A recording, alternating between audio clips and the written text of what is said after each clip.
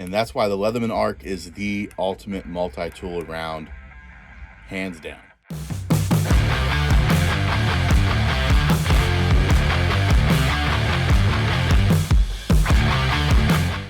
All right, let's just jump right into it. We're going to talk about the Leatherman Arc and my thoughts on it after a few months of carrying it. Spoiler alert, I absolutely love this thing. So on the right side of the pouch, I got a 4/7 and Carryology edition flashlight. This thing is awesome, absolutely worth checking out. Takes a AAA flashlight. Yeah, I'll fail. AAA. Takes a AAA battery. On the other side, I have the Leatherman ratchet driver. This thing is very well used. It's got quite a bit of rust on it. I've had it well before the Arc came out. They did do another release of them recently, but they did not last long. People decided to scoop them up, and I think that I saw a few of them on eBay, which was kind of sad because I would have loved to have a backup, but I'm not paying those outrageous eBay prices for something that is not, it's not worth a couple $100 just for something I can use like this. In the front, you do have a pocket, and this is for the extra bits. As you can see, these bits have seen a lot of use. They are pretty decent quality. I will give them that. I don't think I've had really an issue with any of them stripping yet, so that's a plus. Now,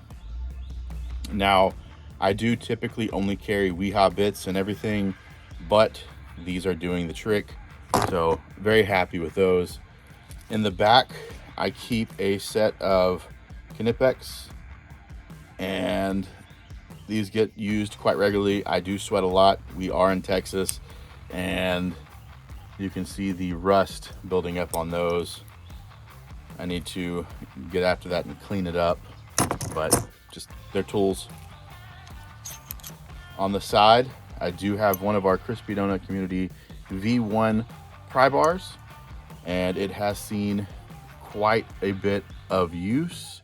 That titanium is definitely held up, but it's also taken a beating. Now, inside the pouch, the main compartment, that's the last object here, is the Leatherman Arc itself. I love this thing, man. Absolutely love it. I had to see, I carried the Leatherman Free P2 before, and I used it so much that I had to end up replacing them because I used them where they end up breaking. I talked to a Leatherman rep recently, and they told me to send in the broken parts and they would replace them, but I figured they were user error, and not necessarily user error, but just so much use that it wasn't their fault that they broke. It was mine for using them so much. So I didn't feel that it was right for them to replace them, so I bought the second pair. I used them for, oh God knows how long, until I got the Leatherman Arc.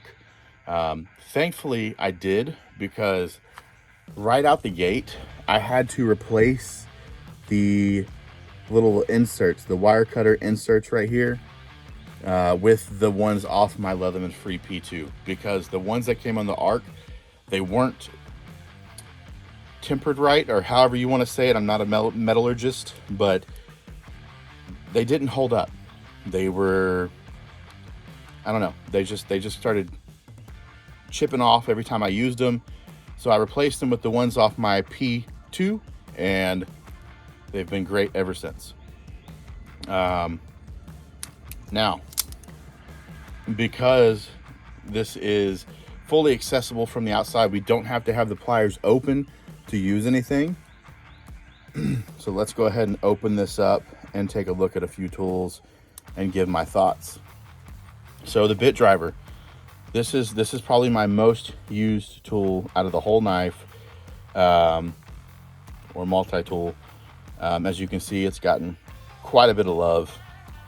I do work on a lot of knives, so it's useful. I really enjoy it. We'll talk about the saw.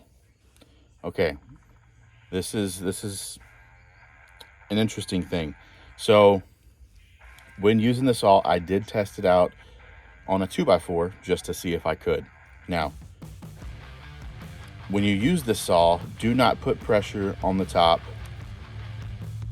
up there in any way, shape, or form, because you have the ability to cut yourself on that 90-degree edge that they have right here. There's no chamfering.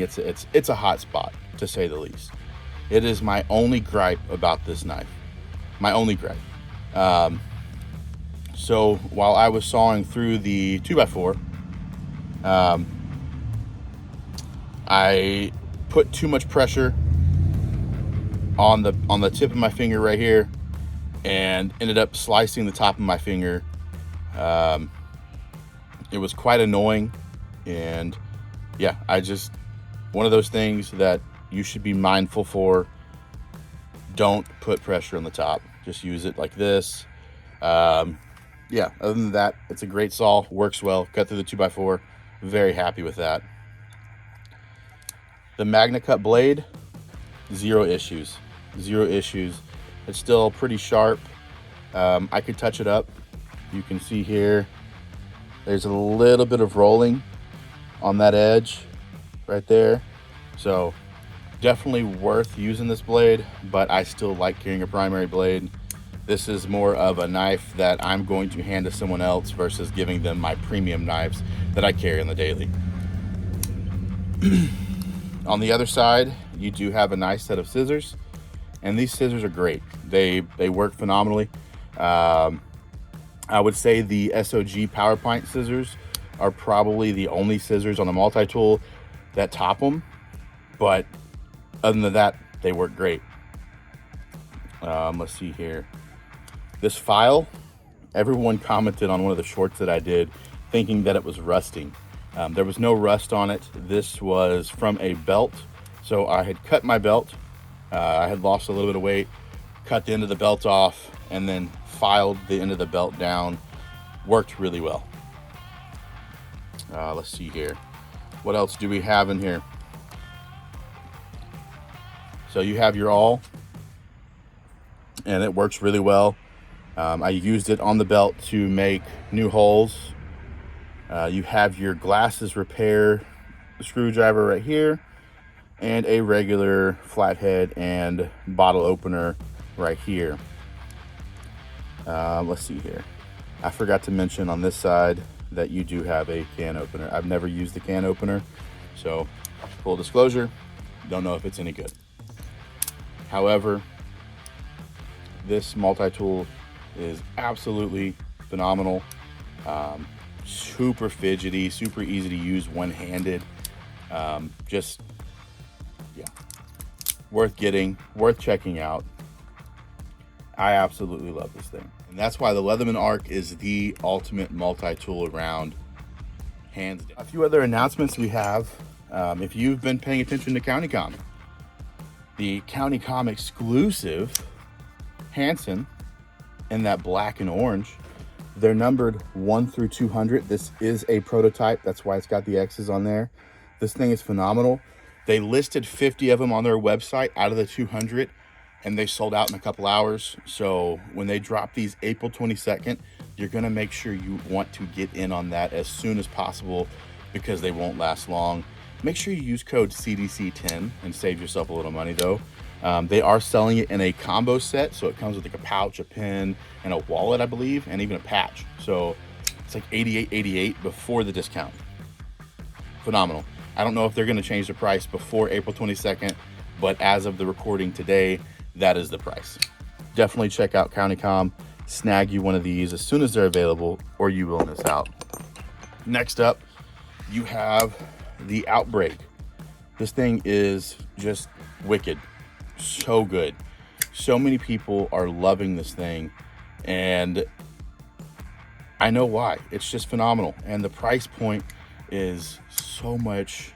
What is this? Where's the word I'm looking for? The price point is very, very competitive.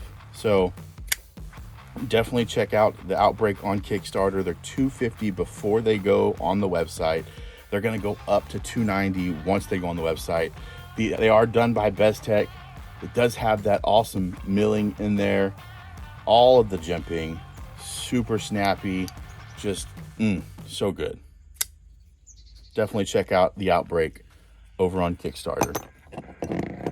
Also, be on the lookout for the collaboration talks with Dead Reckon. We are going to be doing an exclusive Ridgeback in a very special colorway. So I hope you're ready for that. Be on the lookout in the next few weeks for that. Phenomenal knife. Sean and his team did an amazing job over there at Dead Reckon. Just, it's going to be an amazing. I think is this going to be our first American-made folder collaboration? I think so. We've done fixed blades, but not folders. So I'm very excited for this video. Make sure you stay safe out there.